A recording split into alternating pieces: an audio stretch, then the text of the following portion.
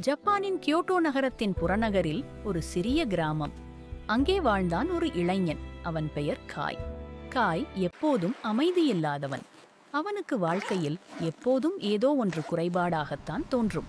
அவனிடம் வேலை இருந்தது, குடும்பம் இருந்தது, நண்பர்கள் இருந்தார்கள்.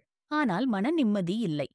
ஒவ்வொரு நாளும் அவன் ஒரே கேள்வியோடு எழுந்தான். இதுதான் வாழ்க்கையா? இதைவிட பெரிய அர்த்தம் ஏதாவது இருக்க முடியாதா? அந்த எண்ணமே அவனை துன்பப்படுத்தியது. அவன் எப்போதும் அடுத்த சவாலை தேடிக்கொண்டே இருந்தான். ஒரு பெரிய அனுபவம், ஒரு புதிய திசை, ஒரு வெற்றியின் சிகரம். ஆனால் எந்த ஒன்றும் அவனுக்கு நிறைவு தரவில்லை. ஒரு நாள் காய் ஒரு செய்தி கேட்டான். அருகிலுள்ள மலை உச்சியில் ஒரு பெரிய சென் ஆசான் வாழ்கிறார். அவர் வாழ்க்கையின் உண்மையான அர்த்தத்தை அறிபவர் என்று.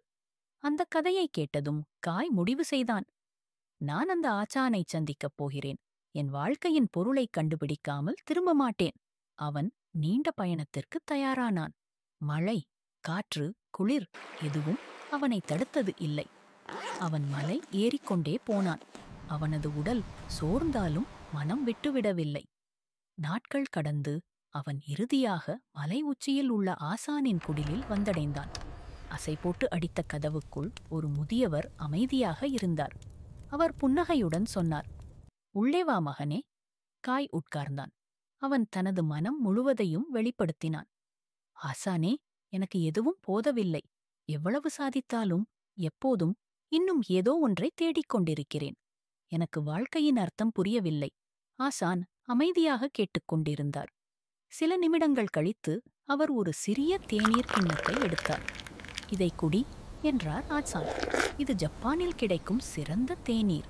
காய் கிண்ணத்தை எடுத்துக் குடித்தான். அது அவனுக்கு சாதாரண தேநீரைப் போலத்தான் இருந்தது. அவன் சொன்னான், ஆசானே, இது எனக்கு சிறப்பு தேநீர் போலத் தோன்றவில்லை. ஆசான் மெதுவாக சிரித்தார். அதுதான் மகனே, தேநீர் சிறப்பு அல்ல, அதை குடிக்கும் தருணம்தான் முக்கியம். நீ அதை உணர்ந்தாயா? அந்த சூட்டினை, அந்த வாசனையை, அந்த நிமிடத்தின் அமைதியை? காய் அமைதியாக இருந்தான். அவன் புரிந்து கொள்ள ஆரம்பித்தான். தான் எப்போதும் அடுத்த அனுபவத்தை தேடிக் கொண்டிருப்பதால் தன் கண்முன் இருந்த அழகை உணரவில்லை என்று. ஆசான் தொடர்ந்தார். வாழ்க்கை தேநீரைப் போலதான் காய். நீ அதை விரைவாக குடித்தால் அதன் சுவை தெரியாது. அதை மெதுவாக அனுபவித்தால் ஒவ்வொரு சொட்டிலும் அர்த்தம் இருக்கும். அந்த அர்த்தமே அமைதி. காயின் கண்களில் ஒரு ஒளி தெரிந்தது. அவன் புன்னகையுடன் சொன்னான், ஆசானே, நான் புரிந்து கொண்டேன். நான் எப்போதும் வாழ்க்கையை தேடிக் கொண்டிருந்தேன். ஆனால் உண்மையில் வாழ்க்கை எனக்குள் இருந்தது. ஆசான் சிரித்தார்.